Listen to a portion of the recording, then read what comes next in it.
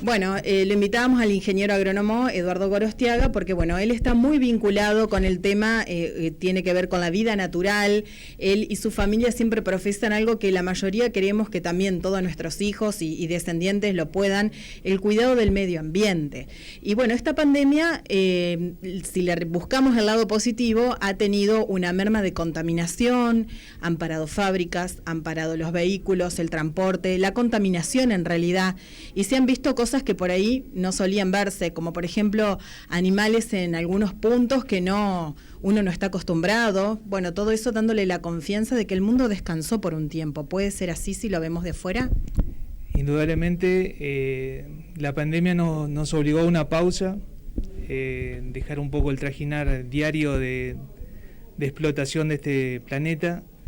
Se han visto avances de la fauna en la ciudad, en los ríos, y al estar frenada la parte industrial, indudablemente la emisión de gases ha sido menor, lo que permitió una purificación del aire. Se han logrado ver incluso picos de montaña en ciudades que estaban hasta cierto punto con un smog muy importante, y esta merma de producción ha hecho que el paisaje fuera apreciado por todos los ciudadanos, así que bienvenido sea la pandemia por ese lado. Pero indudablemente la situación de cada uno, la que se está viviendo, nos afecta en distintas formas, y no es lo mismo Crespo que otra ciudad más importante, industrializada. ¿Has notado en Crespo alguna modificación en algún aspecto de todo esto? Bueno, o acá no se aprecia tanto. No, indudablemente cuando uno anda en el campo se nota que animales como un guasuncho se lo vea mucho más, en forma más cotidiana. Eso te iba a decir. Pero ¿qué pasa? No tiene el hábitat, ha habido mucho desmonte, entonces ya hace varios años que se le ha reducido el hábitat de donde se escondía, se ocultaba. Entonces es habitual verlo en la ciudad, pero también en los caminos vecinales, pero porque no tiene refugio, y vos lo ves en el campo. Es cierto lo que decís, lo notamos. Por ejemplo, algunos no estamos en la parte céntrica, estamos viviendo un poquito más retirados de la ciudad, y notamos aves que no son habituales ver.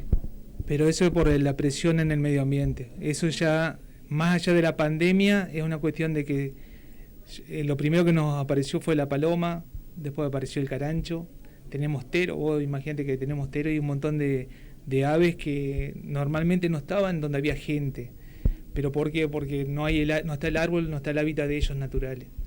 Y esa descompensación hace que vos lo veas, pero no es una cuestión de pandemia, para mí es una sobreexigencia de lo que es el entorno. El hábitat de cada propio animal. Pero las plantas, lo bueno que tenemos es que las podemos nosotros hacer resurgir en el caso de que por otro lugar o en otros lares las saquen, las corten.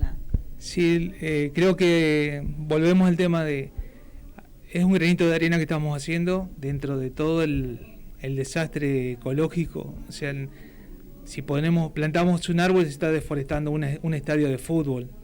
Entonces el balance que uno hace del aporte que hace desde la ciudad a lo que se está generando en el medio ambiente, creo que vamos atrás del carro, sinceramente. ¿Cómo ves la forestación? Y por último, de mi parte, en la ciudad, ¿qué te gustaría que se implemente? ¿Cuál es tu recomendación? Bueno, en general yo no me meto en el tema del arbolado urbano por una cuestión de que necesitas un diagnóstico de especies y de encuadrar especies en función del ancho de las vías de las calles. Entonces la magnitud de cada árbol depende ya del diagnóstico, pero lo que uno está propendiendo es a que se planten especies nativas, evitar, por ejemplo, lo que es eucalipto, moras, paraísos, y acacia negra. Bueno, la estamos combatiendo por una cuestión de que es invasora en el monte nativo.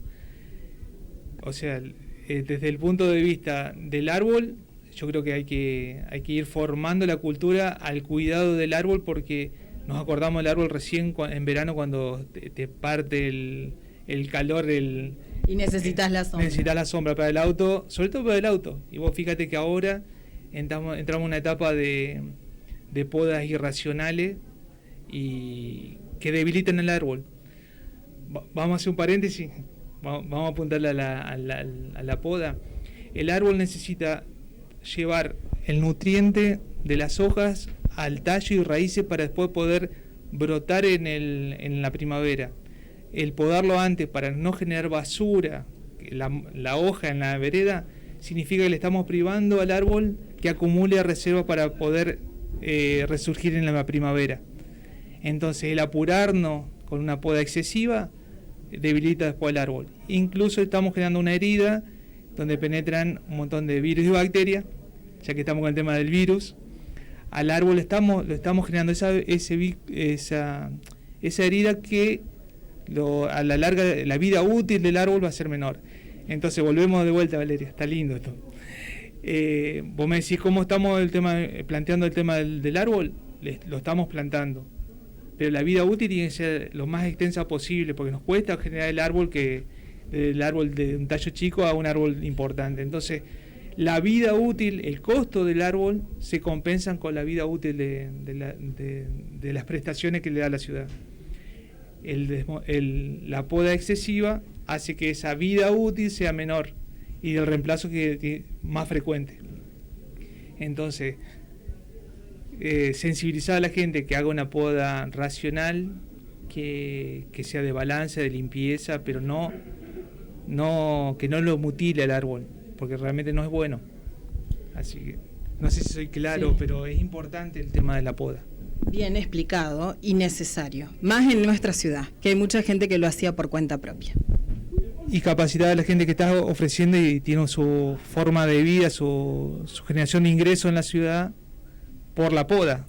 Entonces capacitarlo para que mantengan su servicio, su ingreso familiar, pero con una forma racional, porque a todos nos cuesta, si vamos al caso, el municipio produce sus plantas, pero también tiene su costo, que lo pagamos todos los ciudadanos con los contribuyentes con el tema de los impuestos.